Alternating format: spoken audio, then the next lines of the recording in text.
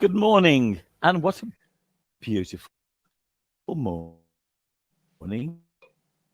it actually is. The sun is shining, unless somebody's got a spotlight on me.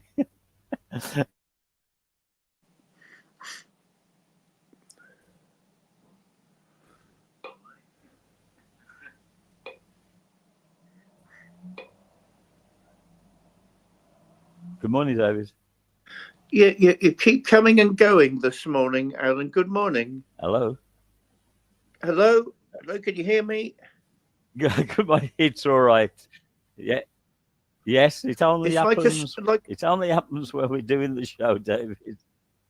it's like a Sunday séance. You keep coming and going. More like, is it more like Norman Collier? You remember him? Oh my God, that goes back to the Oh past. dear Yes, I me. remember him. So yeah, the sun is shining here as well. I mean, it's a It was beautiful absolutely. Palm Sunday.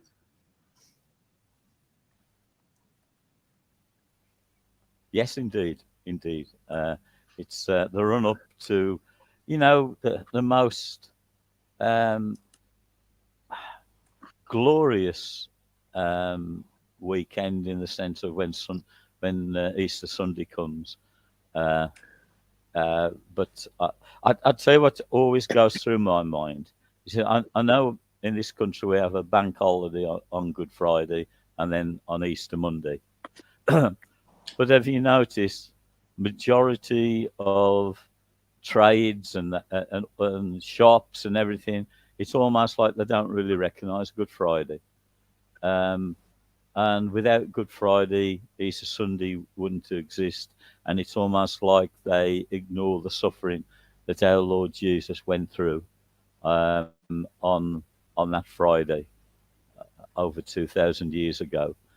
It's almost like it's it's just like an afterthought, and I can never understand that, David. Well, I'm still whirling about from mentions of Norman Collier, so I'll have to pull myself together before I answer that. Which All goes back right. a fair few days. What a good Yes, it turn! I does. remember that good turn, a good performer. Um, Brilliant. I always think there's something ironic because it was the craft guilds and the trade unions that made sure we got that bank holiday. So there's something ironic in Yes. lots of people ignoring it now in trade because they seem to have forgotten what it was like beforehand when there were very little, and if you go back far enough, no bank holidays. And people worked all the time and just were doffing their Yes. cap to the local gentry, and you will deal with it. It's almost like we're throwing away every advance possible in this country. I mean, we've got the fewest number of bank holidays in Europe. And look, I'll Yes. earn a few more pennies. The trouble is, it is a few more pennies. Why not battle with the powers that be? Have a proper income, enjoy proper holidays, have a good family life, visit your friends. I think there's something really unbalanced in this country at the moment. Freedom has to be taken; it's not given, and in the past it wasn't given. And also respect. Everyone wants respect now, but nobody wants to give any. Well, do you really, if you believe in any higher power at all, expect it to work along with you and your plans if you're not respecting it? So it doesn't work for me on every level. I mean, nowadays, of course, it's not even where they want to work; they just want to get pissed as well. So and that confuses me nowadays. So you're getting drunk like every other night because it's not just a weekend thing now; it's every night. So apart from the fact, how can you have a Yes. Yes. party if every day is a party? It doesn't work. How can you have respect if you're not showing respect?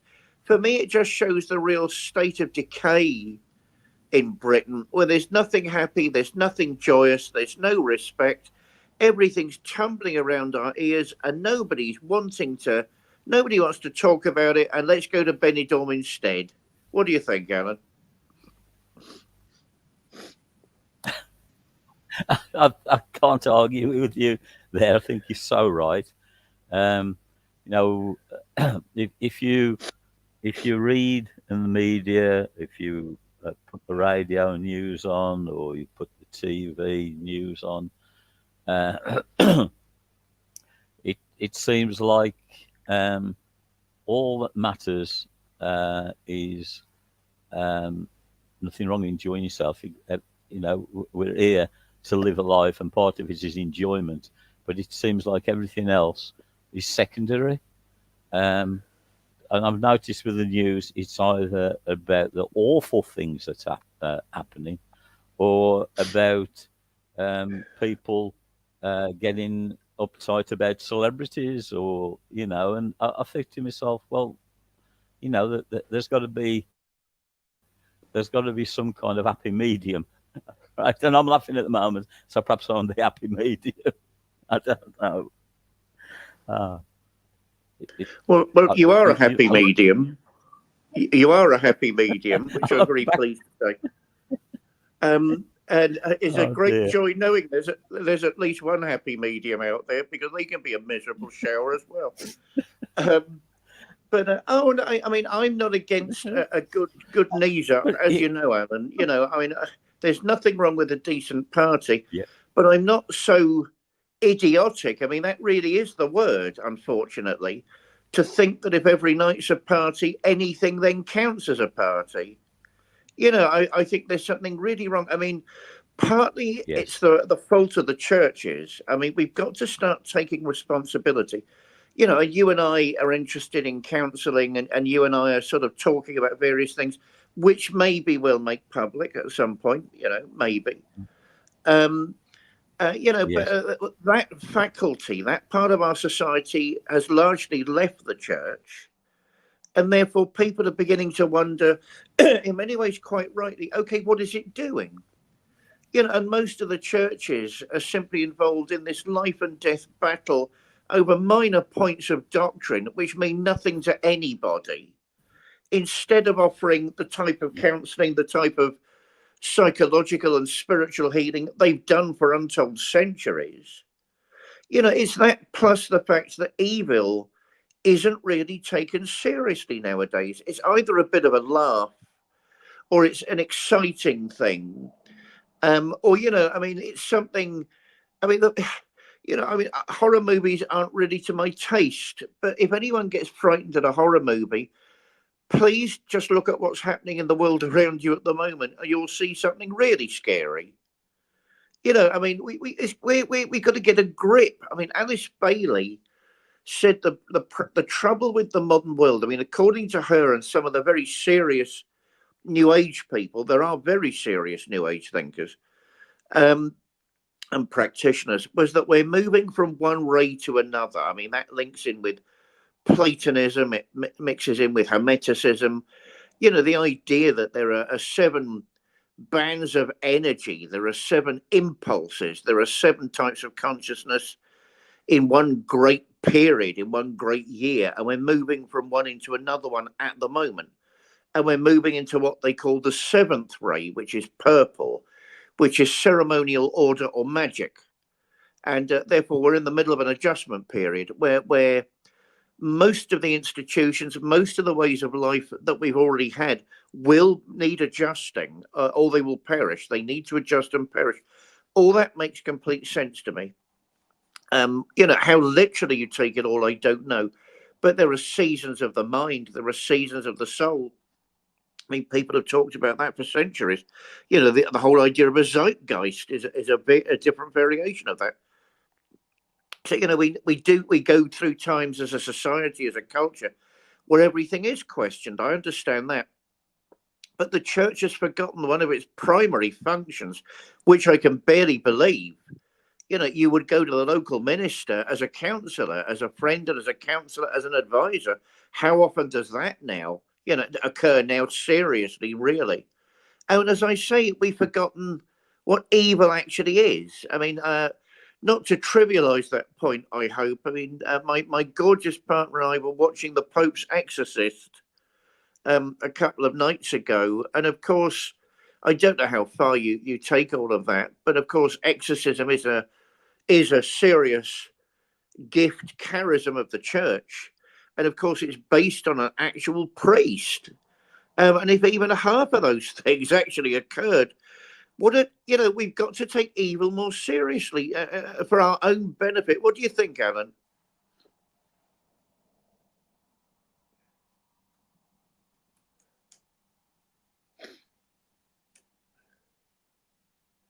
Hello?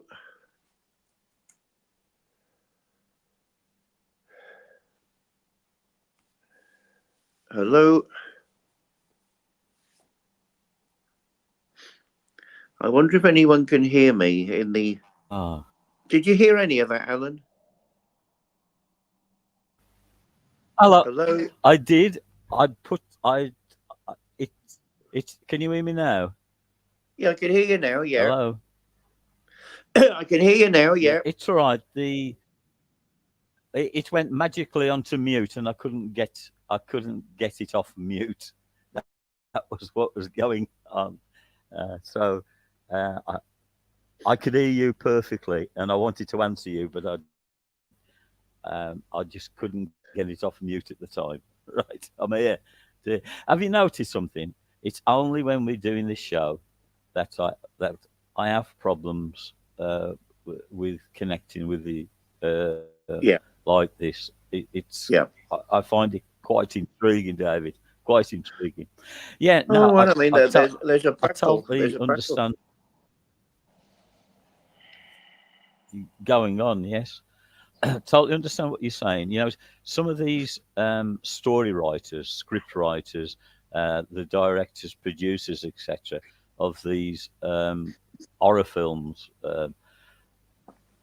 they certainly have a deep understanding of what can happen with the demonic energies, but in a strange kind of way, when they're making it for show it inverted commas entertainment, um, you might think they might take it too far, but in some ways they, I suppose, they make it so you realise that that that isn't right, but they've got the fundamental basis of the evil that can exist and does exist in certain quarters. You've only got to take what's happened in Moscow. Was it yesterday, the other day? The at a music concert of all things, a pop concert.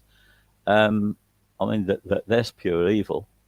But then, if you look at it another way, um, that is absolutely awful. But what's the difference between what went on there and what's going on with the Russian invasion of Ukraine? Um, we're living in a very I don't know what the right word is, sad and dangerous time at the moment. So I put in on the introduction about um, how spirit affects our everyday life, and I suppose really these are examples of how it does, because I hate to say it, but a lot, not not the Russian Ukraine war, but like the what's gone on with the Islamics. They're fighting in their mind a religious war. They want everybody to live the way that they feel that everybody should live, but they don't believe in any kind of democracy. It's their way or no way, and they're trying to disrupt the world as we know it. And at the moment, they're having a good go at it. I don't know if you see it like that, David. To be honest, I completely disagree with you over Gaza. um, they're not. They don't think they're fighting a religious war at Oh, all. yeah, I wasn't. I didn't mention Gaza. Well, I mean, there is. I can't think of any other major armed conflict where certain types of Islam, there are types of Islam as there are types of Christianity and Judaism that want to That's right. enforce their lifestyle. I mean, I don't think that's what's happening in Palestine at the moment. What they're No, I agree fighting with that. against is the way Palestinians have been treated since the Israelis settled there. And I mean, I've made it a great point, and I've lost a number of friends that I can only see tragedy in there. You know, in that. I mean, is it true that the Israelis were attacked first? Yes, it is, and it was horrendous. Is it true that the Palestinians are now being? I mean, it's 30,000. You know, that it's a genocide, whether they want to say that or not. You know, and that, you know, everything that begins in anger ends in shame. I think that was Benjamin Franklin that said that. You know, so they're getting their revenge, but the minute revenge comes into a political equation, then we got to be careful about where it ends, because you know the whole thing is tragic. Two rights, two senses of the right are battling each other, and at the moment that's just tragic, and the whole world is doing sod all, is doing nothing. The West, for me, our Western powers have lost all credibility. We don't really believe in democracy. I've been saying that for years, but my God, we're proving we don't believe in human rights either as well at the minute. So I think that's, you know, I mean, there are people like the Wahhabis that actually come from Pakistan. They originated in Pakistan, who want Westerners dead and who want every other type of ideology, normally political as opposed to religious, although ultimately it is religious for them.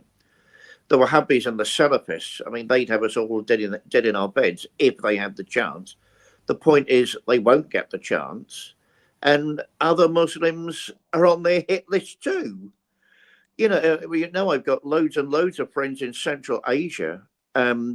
Whenever there's a bombing in an Islamic country, they're worried it's one of those groups because they could be next.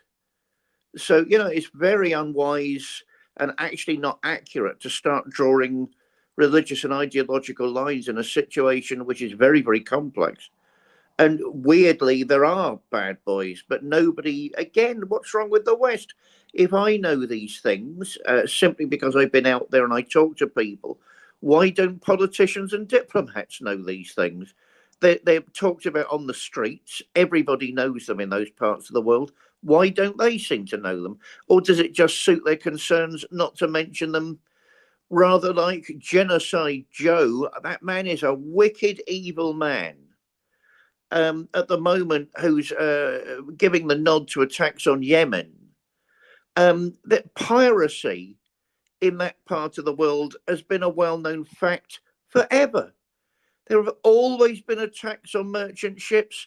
It happens year in and year out.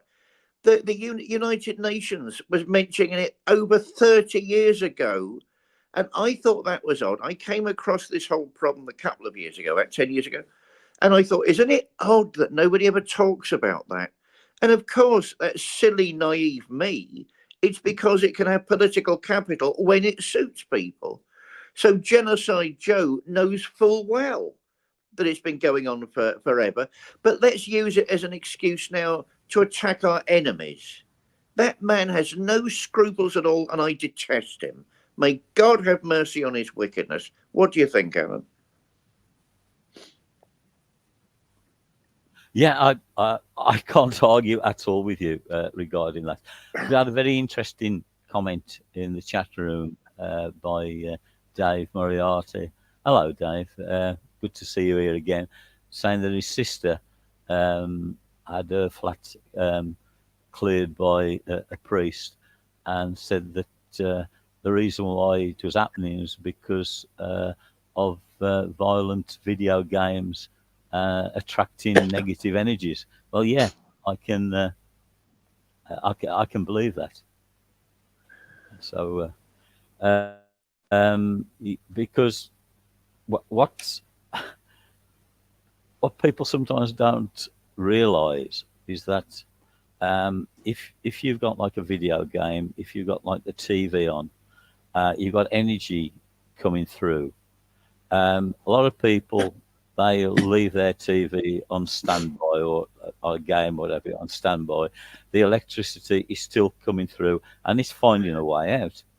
Um, it, it, it and so then yes, that can attract negative energies through that electrical device, and people sometimes just don't realise that that's the case. And I haven't watched horror films for I don't know how long, many years. I think the one that really put me off was when um, going back to like the 1970s, when I was married to Irene, and The Exorcist came out, and we went to see it at the cinema in Wolverhampton, and we come out and we was both absolutely terrified. We went back home. We had every light on in the house all night, and that lasted for about 2 or 3 nights. That did, and I know it's loosely based on a true story, but uh, we both agreed. Well, there's nothing entertaining about it at all. It was absolutely terrifying, and I thought, why on earth did we go along and see it? But we do these things, don't we? But it's like people have this thing about wanting to be scared. Does it mean that they feel that they're alive because they're scared, instead of watching something that makes them happy or makes them think in a good way? I don't know how you see that one, David. Well, perish the thought they might think it anyway, judging by our present culture. I actually knew a friend of mine is a highly placed Jesuit. I've known him for donkey's years. Whose tutor, when he was in priestly formation, was actually one of the exorcists in that particular case. So I know for a fact it's based on truth, and I've heard the real story, which I won't get into at the minute. I mean, it's terrifying. The reality is more terrifying than the movie because it's a reality and not a movie. And people forget, of course, at the end, there is a good end to it all, which wasn't really in the movie. St. Michael himself appears at a particular point after the exorcism. I mean, it's and everything is resolved. I mean, I noticed they never put the good bits in.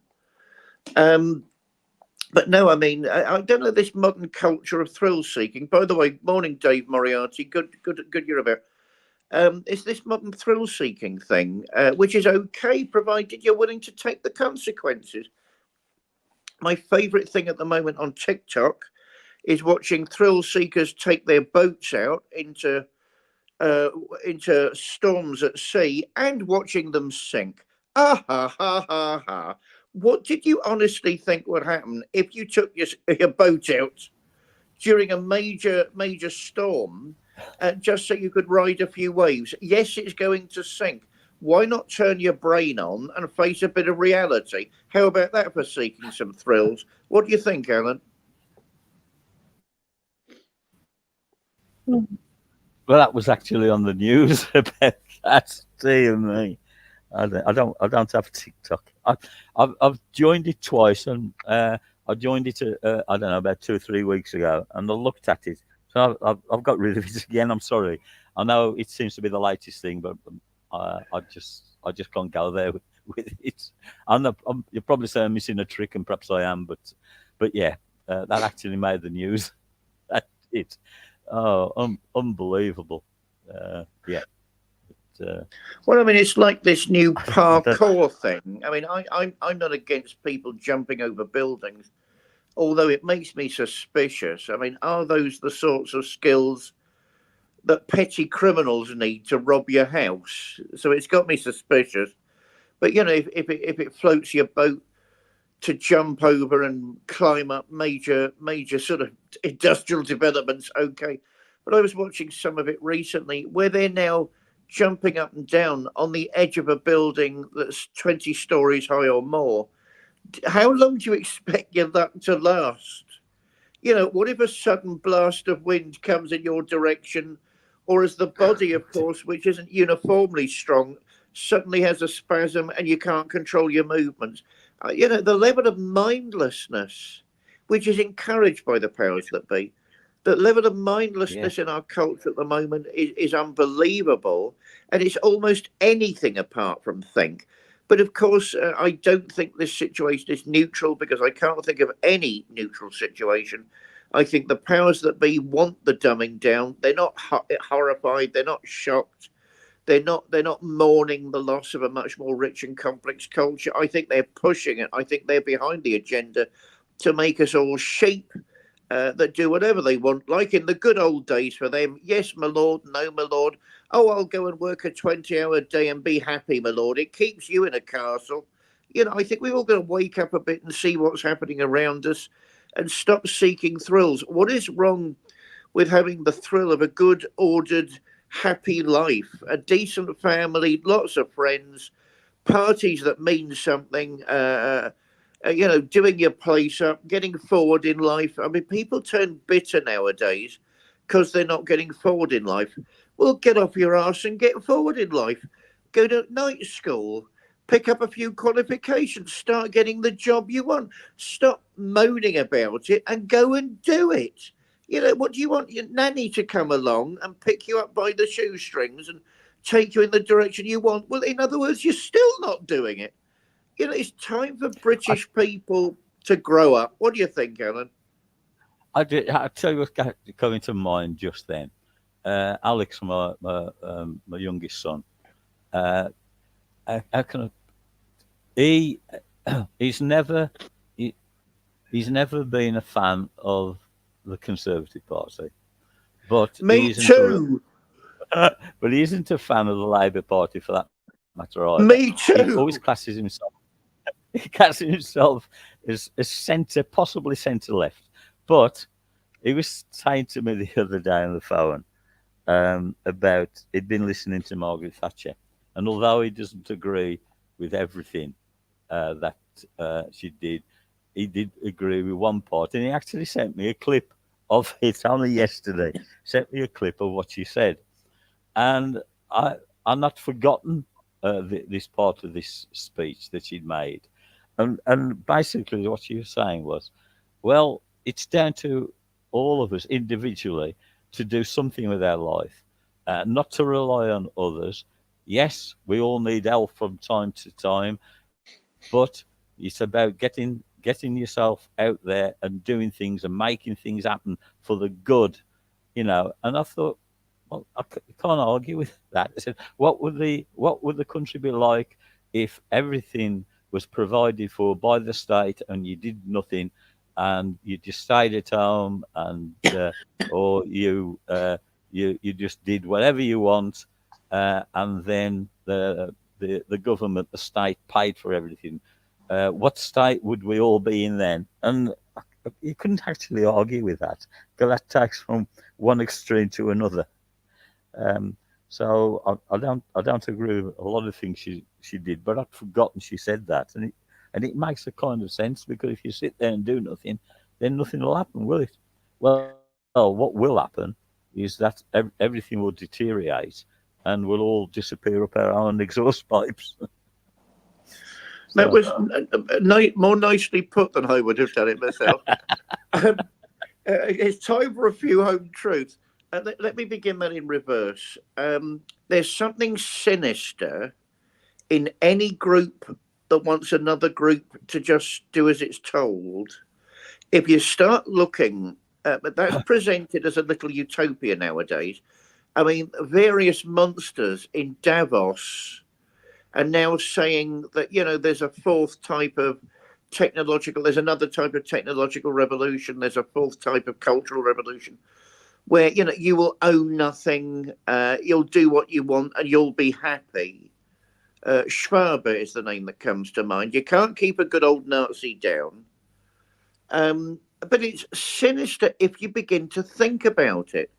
So you own nothing, but you'll be happy. But who's in charge of all of that? And does that mean they own everything? So you're back again to the good old feudal days. Yes, my lord, Yeah. no, my lord, where you own nothing and you will get on with what I tell you to do, or you'll be out of lodgings, sir. It's getting back to that in a different way. It's not new. It's old and it's sinister, and it wants to stop all these liberal. I'm talking about the Whigs. I'm not talking about the current Liberal Party. It was all these disgruntled intellectuals, that Free Church, that thought, why does life have to be like this? Why can't people be given a bit of freedom? Why can't we have bank holidays? It was all them with these crazy ideas that actually changed all that. And now, because of good marketing, or rather very sinister marketing, people want to throw it away and go back to all that. It's absolutely unbelievable. In terms of Margaret Thatcher, a very, very complicated person. It is difficult to know in certain ways how the British economy would have survived without some of the measures that she initiated, not all of which were good and not all of which were socially cohesive. Mm. She cannot be forgiven for declaring war on the north of England and the miners. She cannot be forgiven for that. She cannot be forgiven for lessening the authority of the church. She can't be forgiven for that. She can't be forgiven for so much, but it doesn't mean she was uniformly wrong or bad. That's the problem. And, that's old fashioned conservatism, which, of course, is not in the modern Conservative Party. It's not in the present Conservative Party. What she meant by the Thatcher legacy was we roll things back this far, but no further. If we go any further, we're simply not being British. And being British, of course, really was what she was all about, by which she seems to have meant a type of Yes. conservatism where people are encouraged to stand on their own feet and have a bit of responsibility. But even I find that attractive. It's very difficult to implement, but even I find that attractive. That is certainly not what the Rishi Sunaks of the world want. It's not what the Boris Johnsons of the world wanted. It's not what all of those people since her, basically. And the mad woman Liz Truss, who now thinks she's done nothing wrong. Darling, you nearly bankrupted the country. Don't you remember? That's right. It was nearly brought the world economy to its knees, not just us. Don't you remember? It's these mad people. Not a word I like using, but But they're she's either mad or bad. They're either mad or bad. So we've got to make our minds up. It's them that are causing the she's in problems. America, or she was.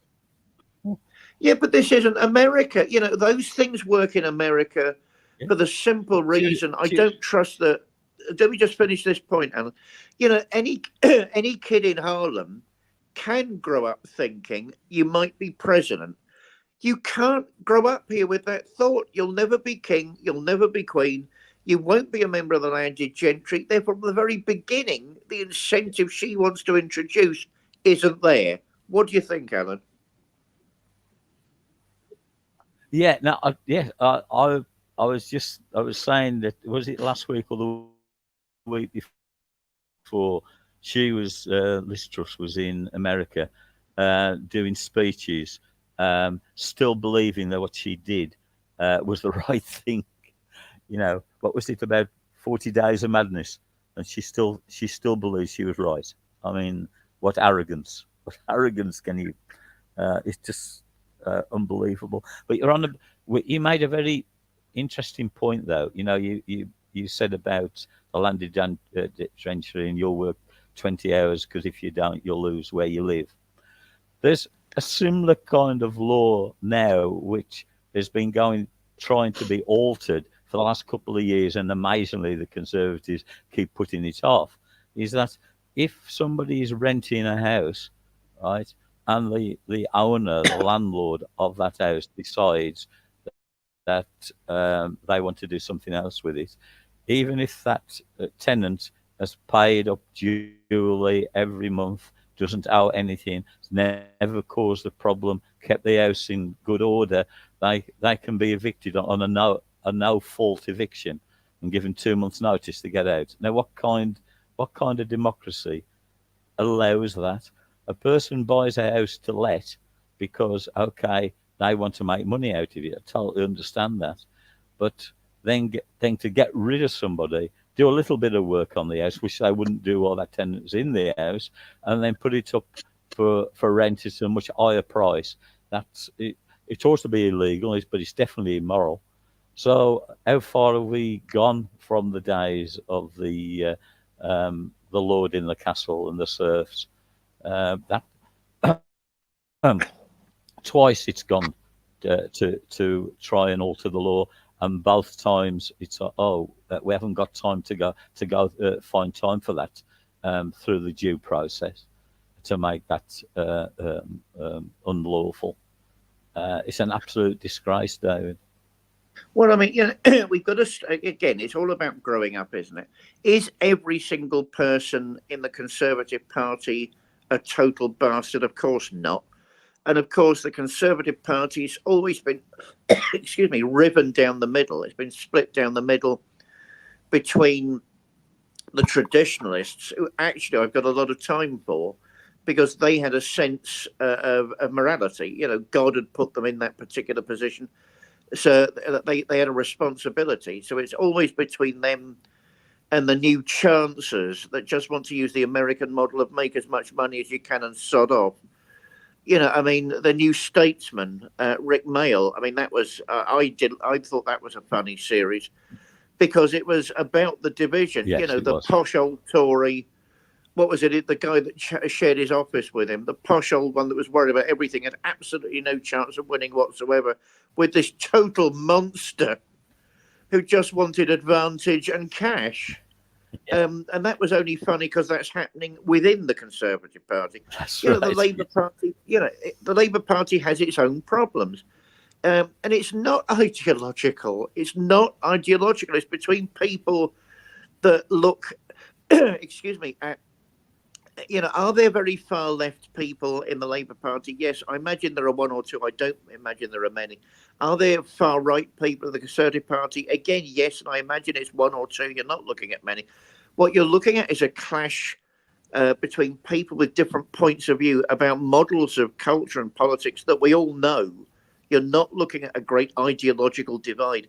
Perhaps it would be better if we did and we could get these things sorted out once and for all. But I mean, we're not. We're not looking at that.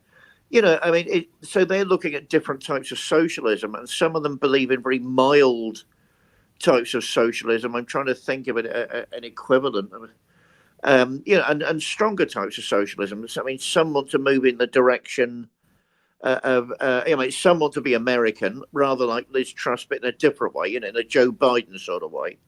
And others want to be like China, but they're forgetting the abuses of China.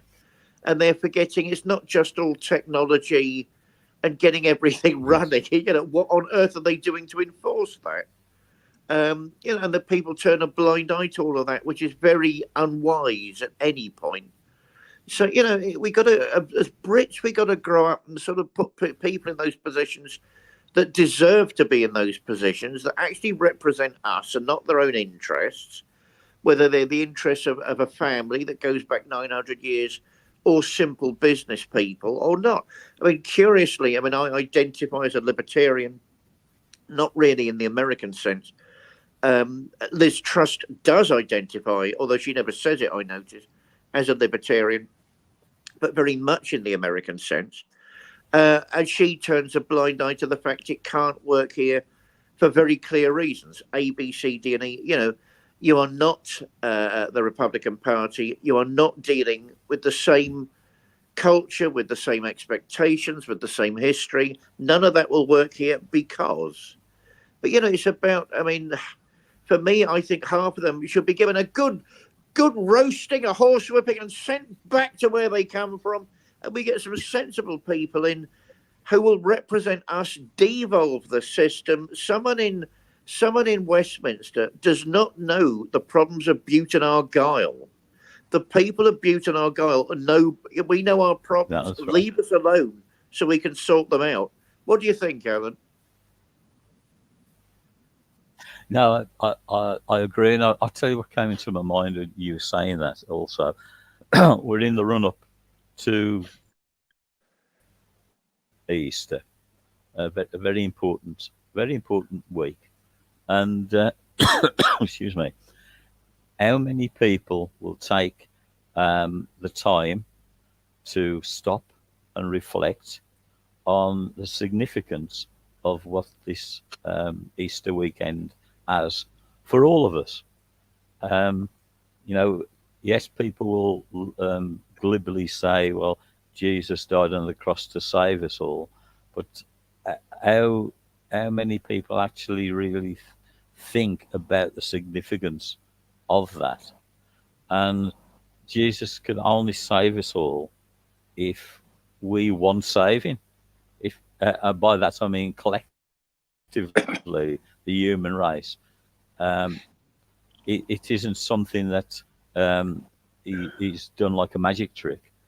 And so, well, okay, I've died on the cross, I've risen, I've gone back to heaven, you're all saved.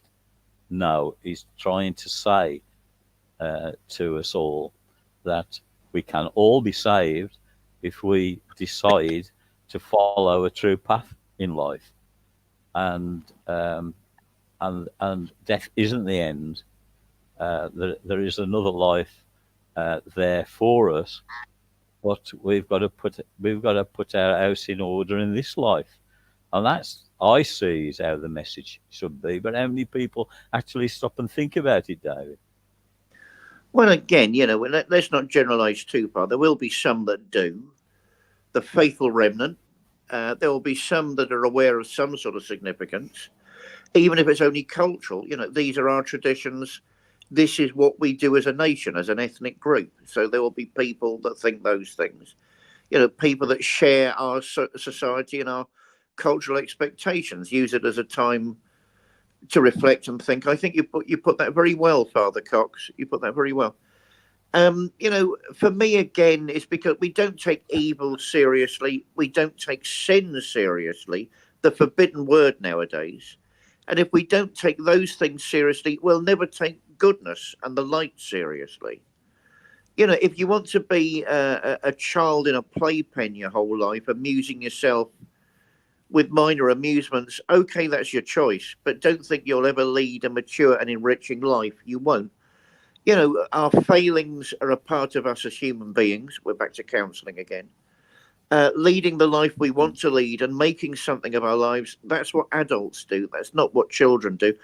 If you're pissed all the time in Benidorm, just refusing to think about these things, the significance of life, what it all means, then okay. But don't then start moaning when your life amounts to nothing and everything around you comes tumbling down. Don't start moaning because you have been part of the process. Holy Week, which we're now in, is a time of reflection. It's a time of meditation. Everyone's going to die. Everyone. What does it mean? What does it mean? What does it mean? What does it mean to you? What does it mean as a society? What does it mean? Is there a promise of anything in this life that's good and wholesome and true? And do those promises extend beyond death? And that, for a Christian, is what this week is about. You put that, and it demands reflection. You put that very well, Alan.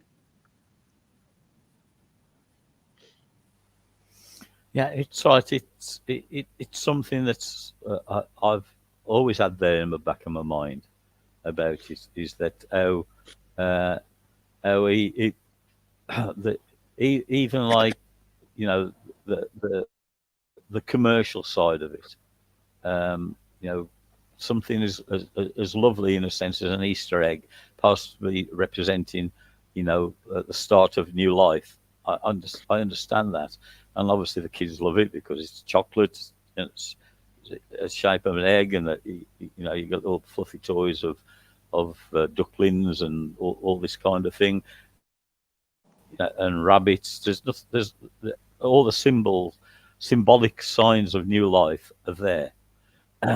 But it's all, like I said before, it's almost like it's only the focus on, yeah, this is an opportunity for us to make a lot of money. We don't really care what it is, but that, I mean, some of the stores and that started back in January with it. And the moment that Easter Monday has gone and the weekend is finished, then it'll be the next thing on the agenda. What's that going to be? That's probably going to be Father's Day, and it just seems to be one round of opportunities to sell as much as possible to us all. We're not really thinking about what is it all about. That's I mean, going back a few years ago, we've got a garden centre which is probably about a mile away from us. That's all, if not that, called the Olive Bush. I still love the garden centre. Don't get me wrong; it is a nice place. But this one year, it was the third week in August. The third week in August, and they got all the Christmas trees up for sale. They haven't done it since. I mean, they have waited until the end of September. But this one year, and we walked in there to get something. We just couldn't believe our eyes. They got all the Christmas scenes, and it was the third week in August. What was all that about? You just can't help but I don't know, smile. I don't know what the right word is. And to me, it was just like um, um, what do you call it? The free world gone mad. I don't know. I don't know how you look at that one. Well, I think there's more of a very soft socialist in you than you'd like to admit. Middle ground. I think there's a lot of middle ground in you. I mean, either people want to live in a capitalist society where there are no rules, which is very dangerous, or they don't. At the moment, we're being told that's what we want, whether we want it or not.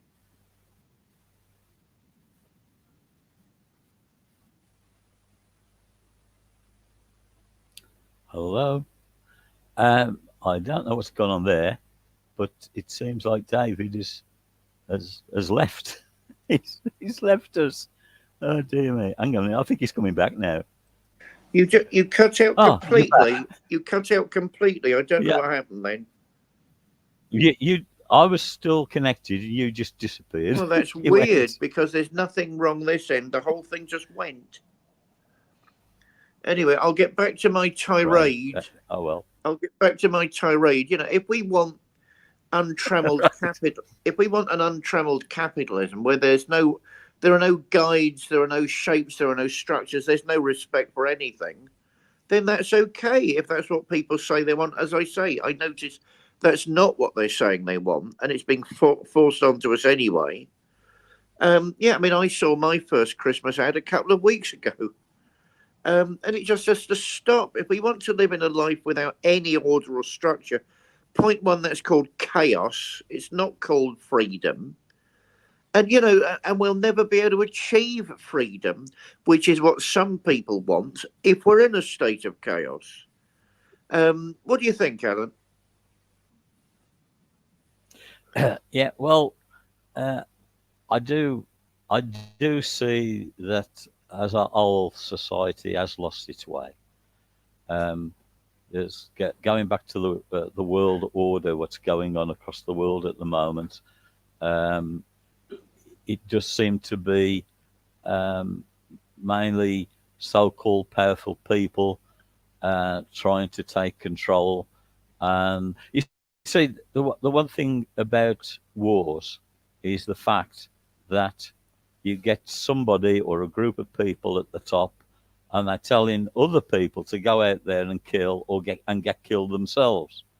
Now, if everybody said, "I'm not going to do that," sorry, you if you feel like that, fight amongst yourselves. But we're not going to do it.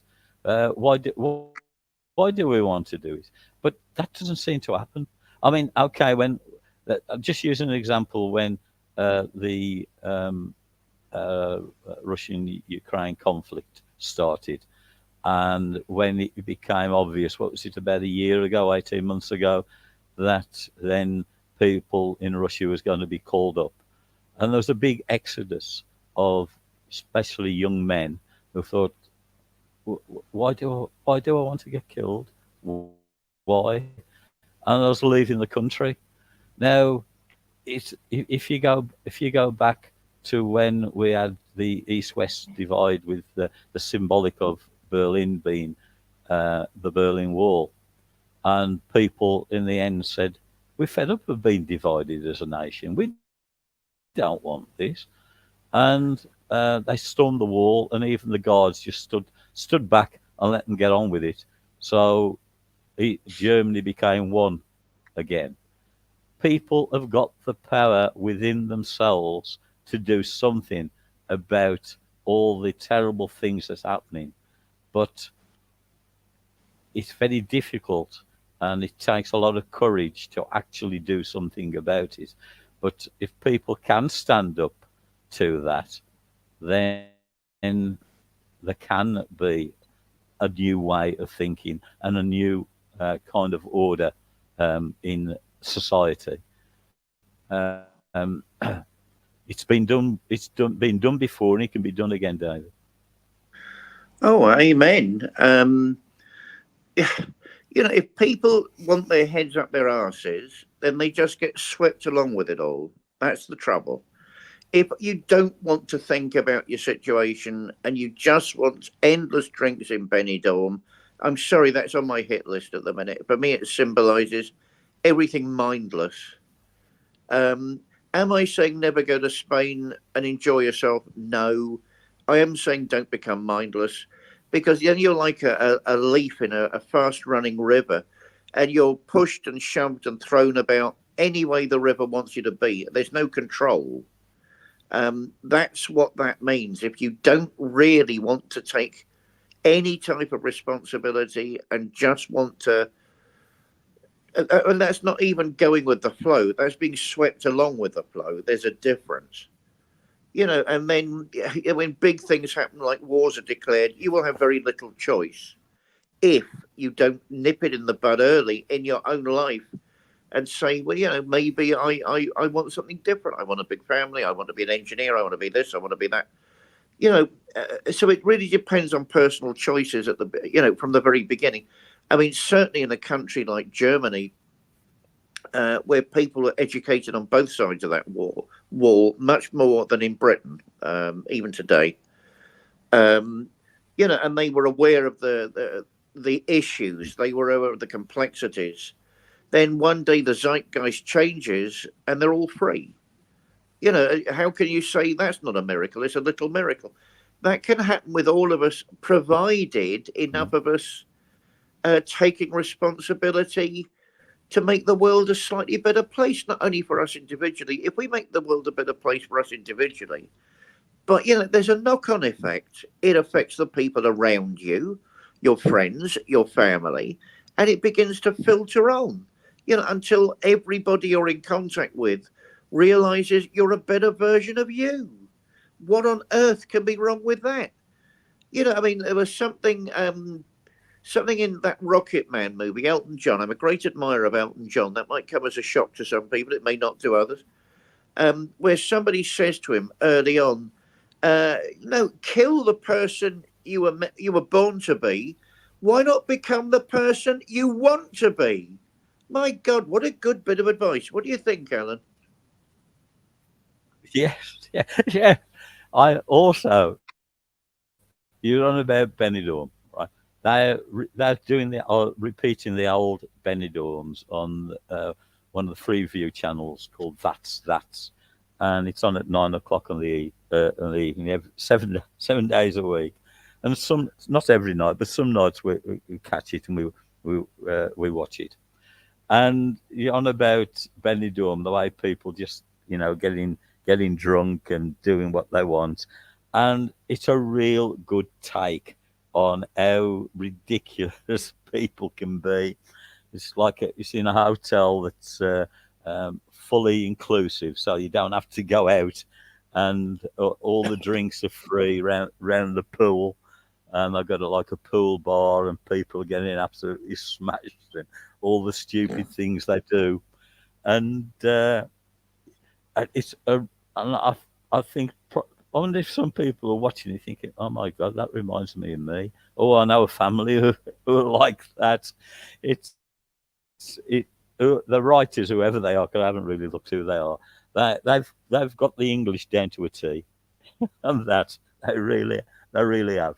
It's quite incredible, and it's so funny. They've got an hairdressers in there, and it's hardly ever open because they're off doing other things, and I don't know. It just typifies, I think, what perhaps foreign people think about the British.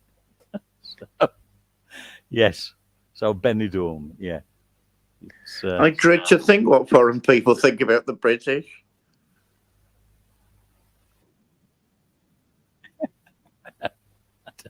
it used to hold you in good stead having a British passport, isn't it? Yeah, I think that was in the Now old it's days, like, Alan. uh, yeah, I think now your life's probably more in danger. You're showing you got a British passport. This is something interesting. Alex, my youngest son, right? Well, um, his mom, my ex-wife Irene, her dad was Irish, Northern Irish. He died. He died before I met Anne, I met Irene, and so there's an Irish connection there. So he's now going to go through the process of going to get. He's gone into it, and he could be entitled to having an Irish passport, even though a dad was Northern Irish. He's found out that that doesn't matter. The fact that he's Irish, the boundary doesn't mean anything. So he could be entitled to having an Irish passport, and that's what he's going to go for. And I think in some ways, you know, it, I think it shows exactly how he feels about the country he was born in. So yeah, so he's starting the process to get an Irish passport. Yeah, So well, of course, we're New Scots. I like the whole idea of this New Scot thing. So we're New yes, Scots. So when we finally get separation, hurrah! We'll have our Scottish passports. oh dear. Well, my first and second name is Celtic, is Scottish. So I'll find a way of saying that I'm a Scot. It's a lovely And place, Anne's Alan, as you and know. Anne's ma- yeah, and Anne's main guide is Scottish as well. So See, there believe are it or not, family we're out of connections time, already. David. Yeah, yeah, another Sunday. You're right. There is. Yeah. What's the situation for next Sunday? Because it's Easter Sunday. Regarding this show, I I'm don't asking mind doing the show with you if you so want. people know. Yeah, I don't mind doing the show with you if Yeah, you want. that would be good. Yeah.